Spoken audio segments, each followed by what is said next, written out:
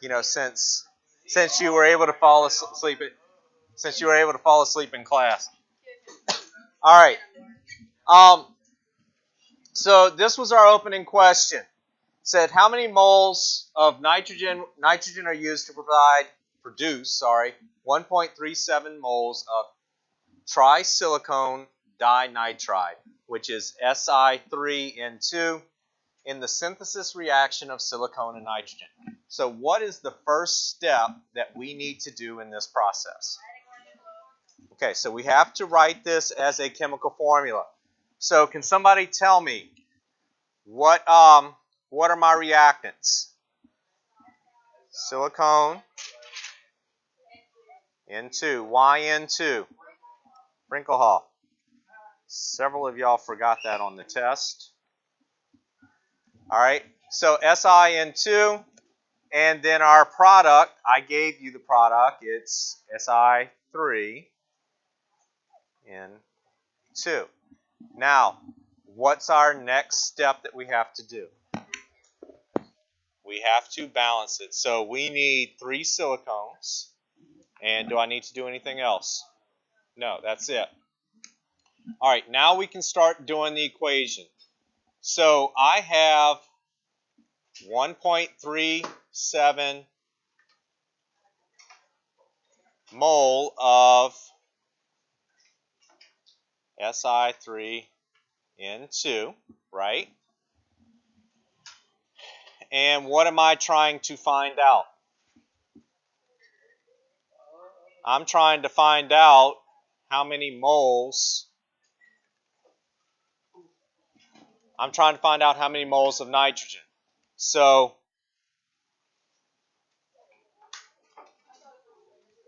all right. So,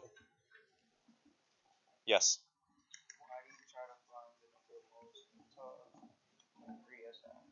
Because my question's only wanting to know how much nitrogen I need. All right. So, all right. So going back to this, I'm a operator at some plant. For whatever reason, they're making trisilicone dinitride. I don't know what that product actually is. I'd have to look up to see what it's used for. But anyway, we're trying to make this process. What we're saying in this reaction is we have an excess amount of silicone. Silicone essentially is just sand. All right, that's where we're going to get our silicone from. So sand's cheap. The nitrogen is not. So that's the part that we want to control how much we're using. We don't want to overorder it, things like that.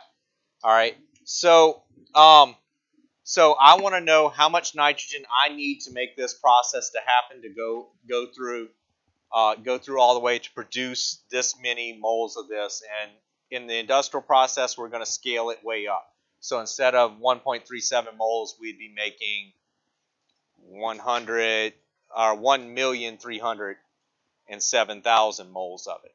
All right. But we're going to use numbers that are manageable for us here. All right. So my next step is I need to do my mole ratio from the balanced equation. That's the whole reason why we need this part. So what am I trying to cancel?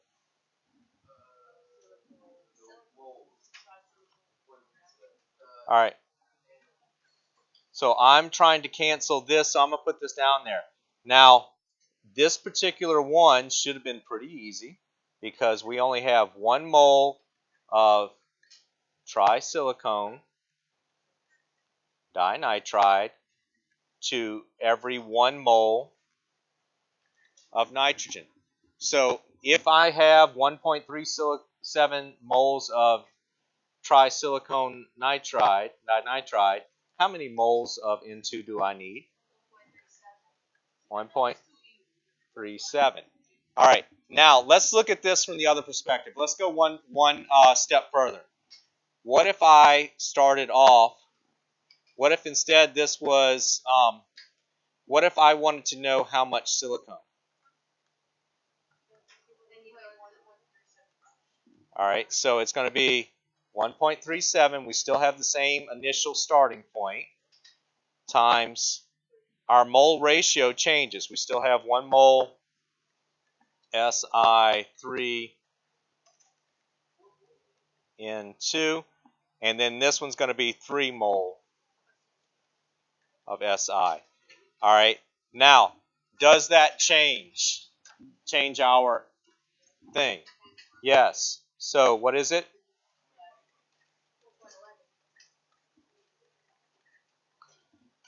So which one of these two things are we going to need more product initially? Silicone. So we have to have that in the higher amount. All right. I guess I should finish writing that out. 4.11 moles of silicone. So I didn't ask you to do that in the initial question, but we should be able to carry it through if you were asked to do it in multiple parts. All right. One of the things that we're ultimately going to look at, which is the limiting, which is the excess. The smaller molar amount is our limiting. So since we need less of this, that's the one that's going to kind of control the reaction. All right, we can only produce as much as what we have of nitrogen. All right, so let's notice. All right, so let's kind of move forward. Yesterday we stopped. We stopped at mole to mass, and I didn't have you do any calculations with that or anything like that yesterday. I do want to carry through and go ahead and finish our discussion for mass to mole and mass to mass. And then we're going to go back to the practice I gave you yesterday, kind of verify some things, and then have you move forward with the mass to mass and some more practice. The thing I find about this information, the more you practice it, the better you get at it. It's one of those things that you really just can't memorize it. You have to actually do it to get the process. And I will tell you the same, not necessarily mole to mass or anything like that, but Miss Guidry in her math class, whichever one she teaches, they're doing dimensional analysis, which is what this is. So this is something that carries over from chemistry to math and back and forth. Physics uses a lot of this as well. So any of y'all are planning to take physics next year, this same process, not necessarily the units that we're using, but the same process carries on for other things. So it's not just local to chemistry. All right, so let's move forward. So if we want to go from mass to moles, all right, and we have our equation that is giving us a certain amount of a substance in mass, in grams. Anytime you hear me say the word mass, think grams. And then we want to get our answer in moles. We're going to use this process. So if you look back, the question I want to ask is, if you look back to yesterday's mole to mass, how is this one similar to the process of this one?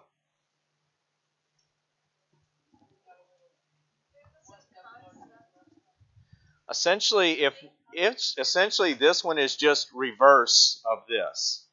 All right. We take our given and put it on this side, and that's going to give us mass to mole. All right. So we just move. Every one of these components can be moved to any place on here. So if we're trying to go the opposite way, then we just plug it in the opposite way. So if you know this one, you know this one. And if you know this part of it, then you can go any direction on any of them. All right. So we're going to start off with the mass of given substance. So I have 15 grams of carbon dioxide, and I want to know how much oxygen is produced, how many moles of oxygen is produced in the decomposition of carbon dioxide. All right. So I would have my 15 grams of CO2. I'm going to take the molar mass of CO2, which is 12 plus 32. That 44. So 44 divided by 44, and then I do it by my stoichiometric equation. So it'd be one carbon, one oxygen, so it's a 1-to-1. So I'm going to produce whatever amount of oxygen in moles. All right.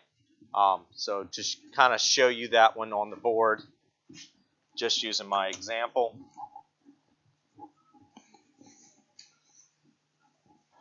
Oh, I wish my two classes were on similar topics.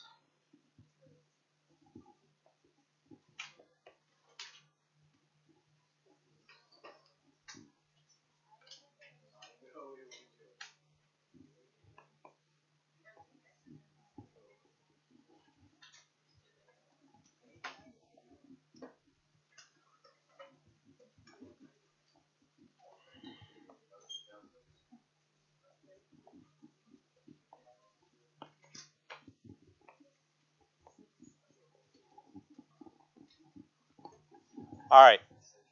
So the question that I gave you, or the hypothetical question I gave you, is if I have 15 grams of CO2, how many moles of oxygen are produced?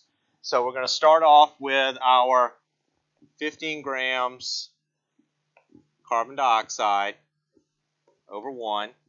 Now the next step is I have to do my, well, first off, is my equation balanced? Yes.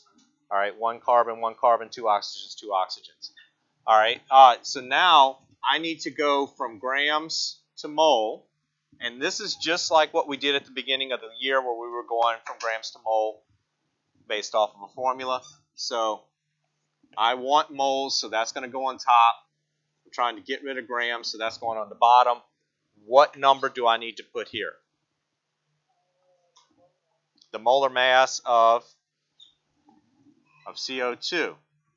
So I find that out because I have carbon is 12, oxygen is 16, and we have 2 oxygens, so it's 16 plus 16. So that's right around 44 grams, right? And then my next step is my mole ratio. I'm wanting to know oxygen, and I'm coming from CO2, and all we do is put the coefficient of each. Now, again, I realize this one worked out 1-to-1. Not every equation is going to work out like that. So just understand that. For every 1 mole of CO2, 1 mole of oxygen is produced in the decomposition. So what do we come up with there?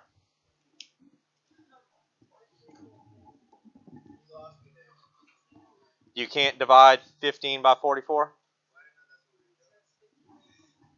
Whatever, if it's on top, you multiply. If it's bottom, you divide.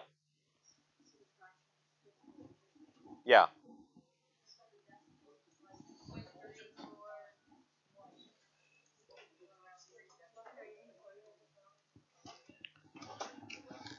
So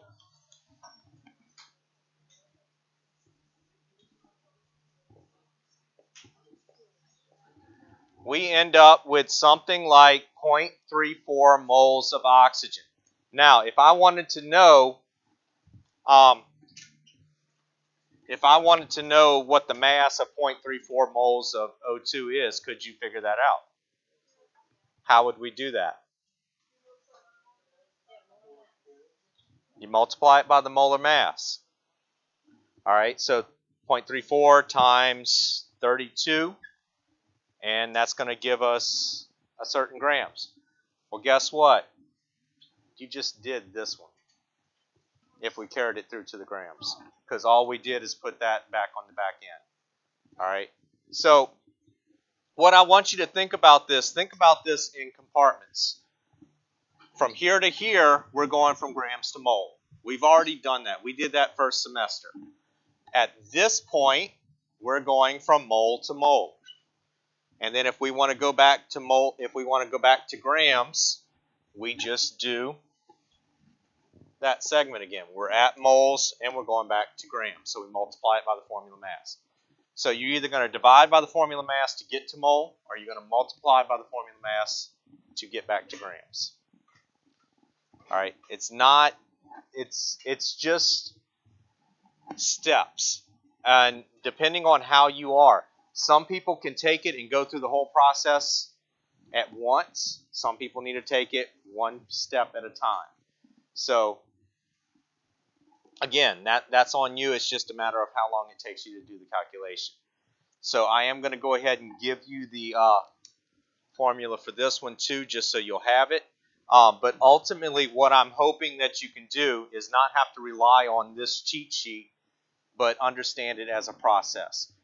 You go from grams to moles, then you go from moles to moles of the new substance, and then you go from that to either grams or you have your answer. All right, so let's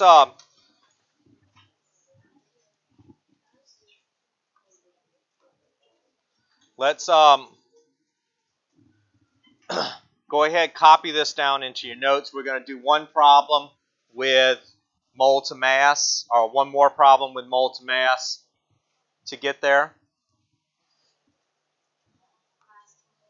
Mass to mole, sorry, yes, thank you.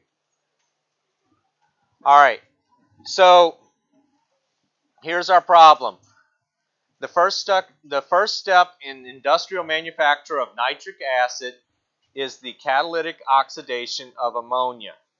All right, so basically we're going to oxidize ammonia or combust ammonia to turn it into nitrous oxide and water.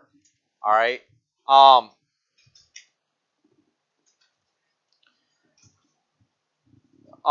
This reaction is run using 824 grams of ammonia and excess oxygen. So we want to know how many grams of nitrogen monoxide are produced. And then we want to know, how many moles of nitrogen monoxide are produced and how many moles of H2O are produced or formed. So we have to balance this equation first. So if I want to balance this equation, let me get a pen color that makes sense on this slide.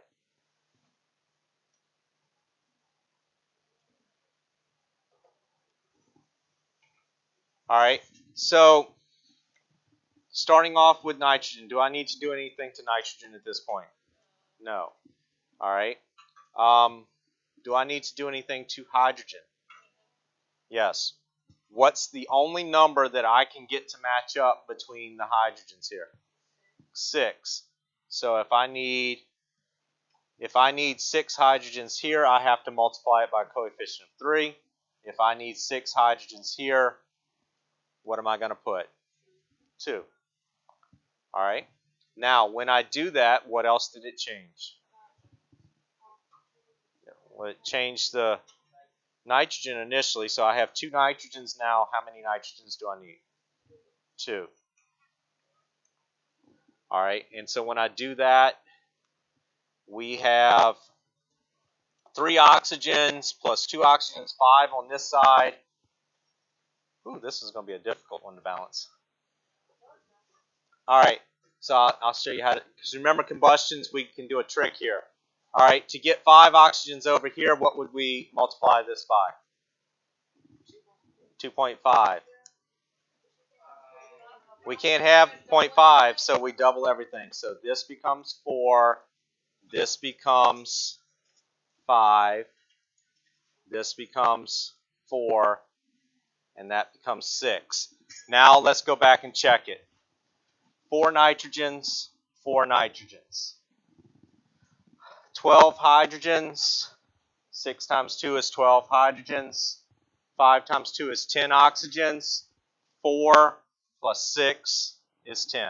All right.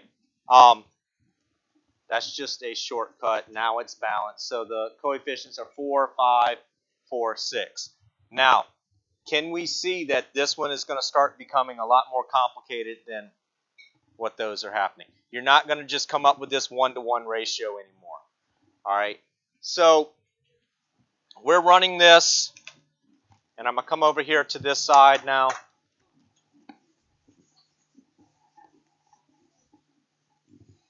Actually, you know what? Let's do this.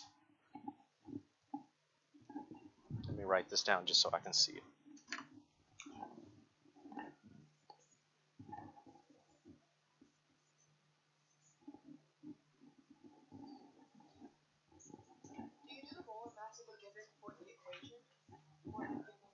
Well, let's look at it real quick.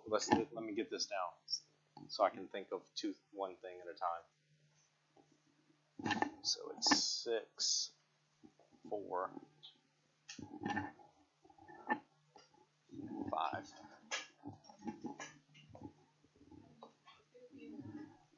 All right.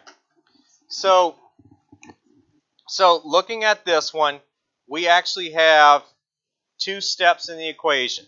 We're starting off with 824 grams. 824 grams of ammonia. The first question is asking us how many moles of NO are formed, nitrogen monoxide. So we're going to set it up. So for A, what's the first thing I need to write?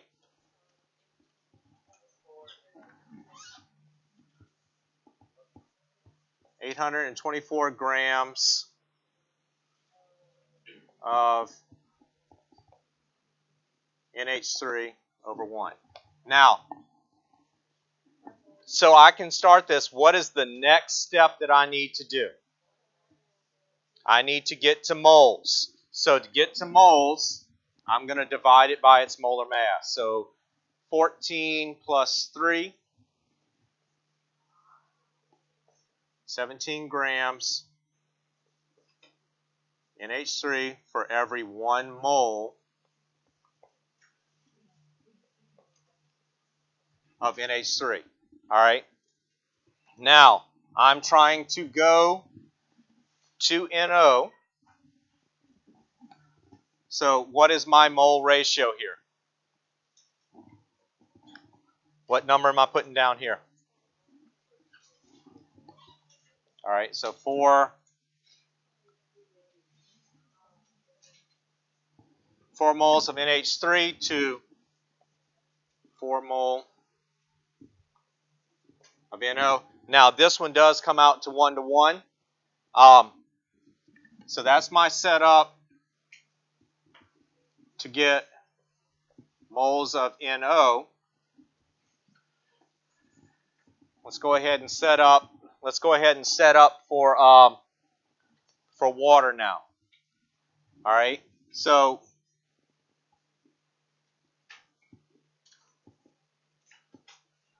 824 grams NH3.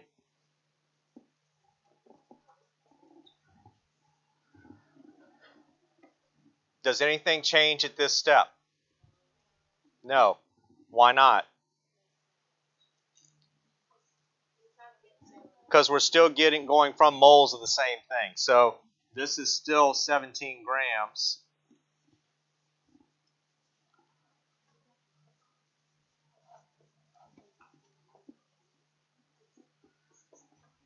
Now, so this part is the only part that's going to change. What's going to change? H2O is on top, so it's 6.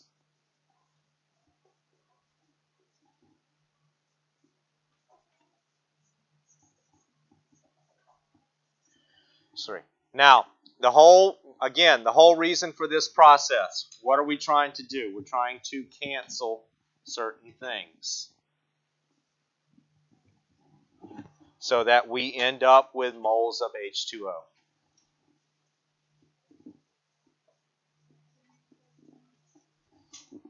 All right, so go ahead,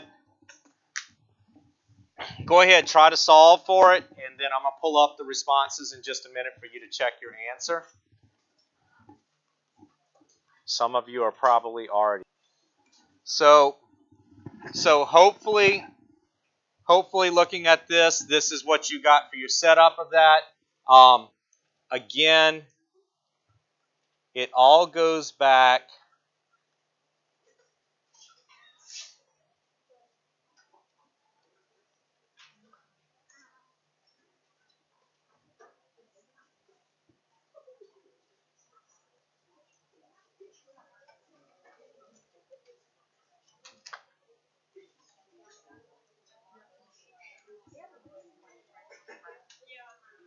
Now, what I'll say, this all goes back to being able to balance these equations. If you cannot balance the equation correctly, you are not going to get the right answer here. All right, so again, this is all dependent on being able to get this result. And if you saw, this was not necessarily the easiest equation to balance. We had to take an extra step that we don't normally have to take. So, because the oxygens being in two places tends to throw our results.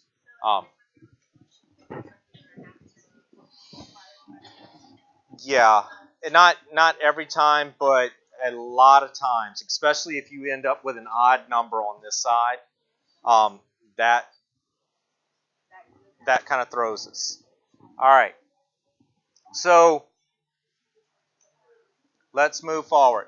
All right, mass to mass.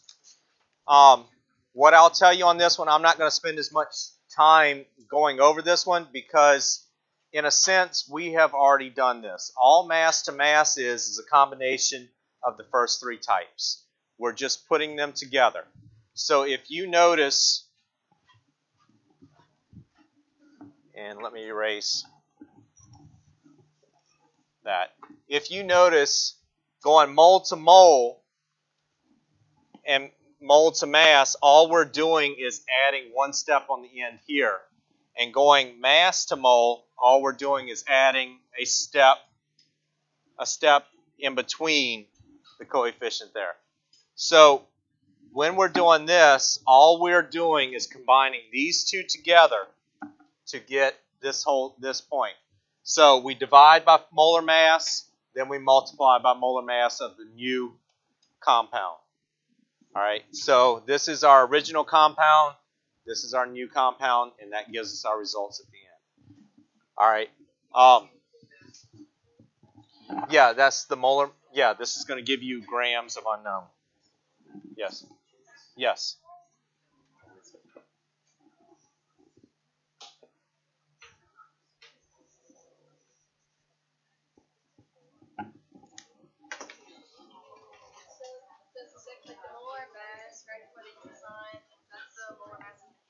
That's the molar mass of the unknown. We're going to work a sample with it, so.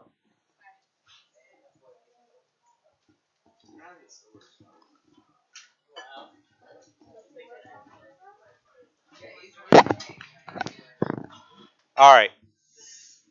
So let's look at this. Does anybody need more time on this slide? All right. So let's look at this as a problem. So our problem is we have 10-2 fluoride, which is written as the formula SNF2, is used in some toothpaste. That is where we get the fluoride in our toothpaste. It is made by a reaction with tin with hydrogen fluoride, according to the following equation. And here is our equation. All right. So 1 mole of tin plus 2 moles of hydrogen fluoride or fluoric acid. Hydrofluoric acid produces tin fluoride plus hydrogen gas. All right. So our question here is how many grams of tin-2 fluoride are produced from the reaction of 30 grams of hydrogen fluoride with tin? Well, that's the first question we always have to ask. Is the equation balanced? Yes, so this time I was nice and I gave you a balanced equation.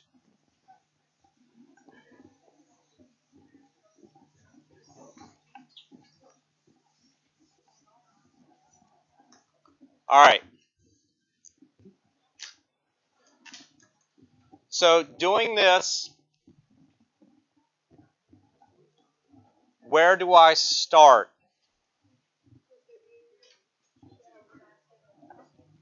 All right, so I'm going to start with the mass of the given. So I have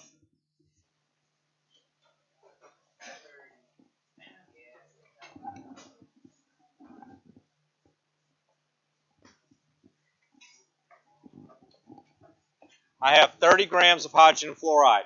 Now, this is kind of going back a little bit. What's the significance of having the four numbers, the two decimal sig figs? So our answer, how many sig figs are we going to report this in? 4. All of these are based off of what we have in the given, not any other information, because all the other information we're pulling from other sources. So we want our answer in 4 sig figs. Our mass is going to be 4 sig figs. All right. So I take my given. What's my next step?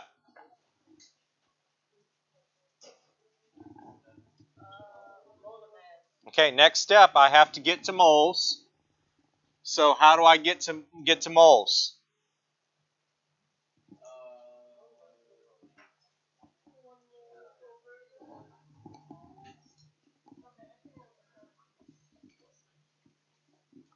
One mole over what? Okay, where did we get 20 from? 1 plus 19 is 20. 20 grams of what? HF. I'm only asking because it is important to keep track. It is important to keep track of what's going on here. We don't want to use the wrong information. All right, so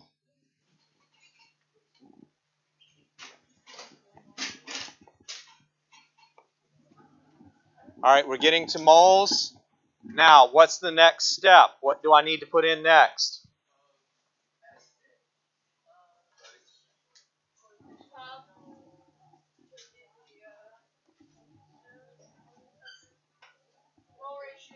I need the mole ratio.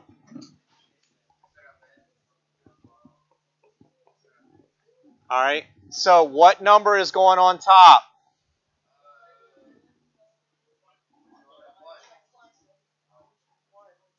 Oh, let me rephrase that. What compound is going on top? Sorry. Tin fluoride.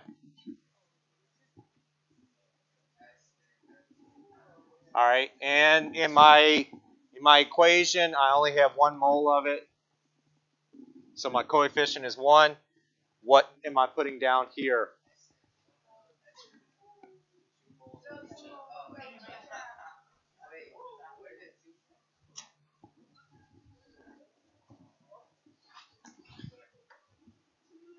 The 2 came from right there. These numbers, mole ratio always comes from the balanced equation.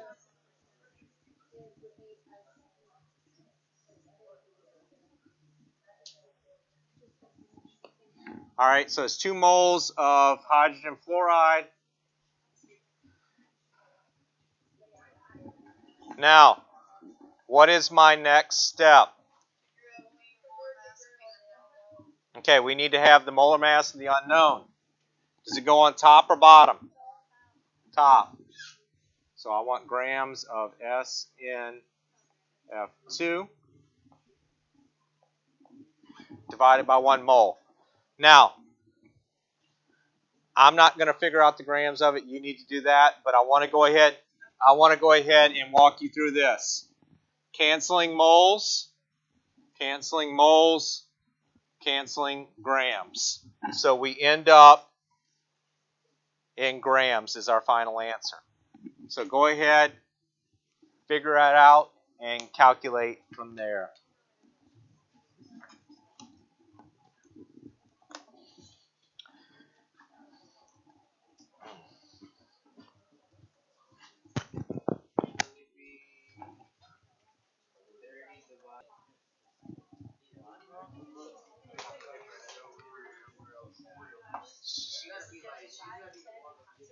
All right.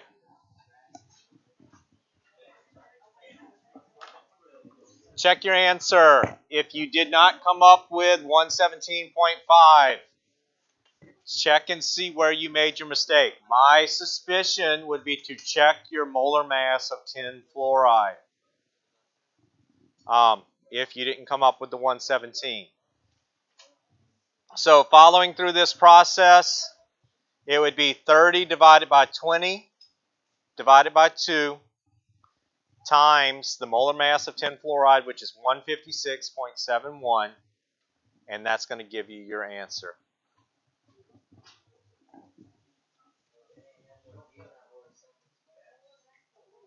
Make sure the volume is off. Or whoever's music that was. I just heard some. That was you blowing? Wow. That was impressive.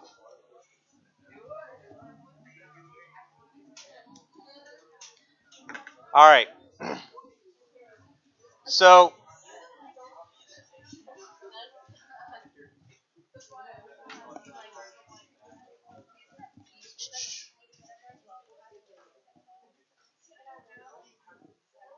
all right, so we're going to stop right there. All right. So that is it for the notes. What I would like for you to do right now is go ahead, take out your worksheet from yesterday. We're going to discuss some of these, and then we're going to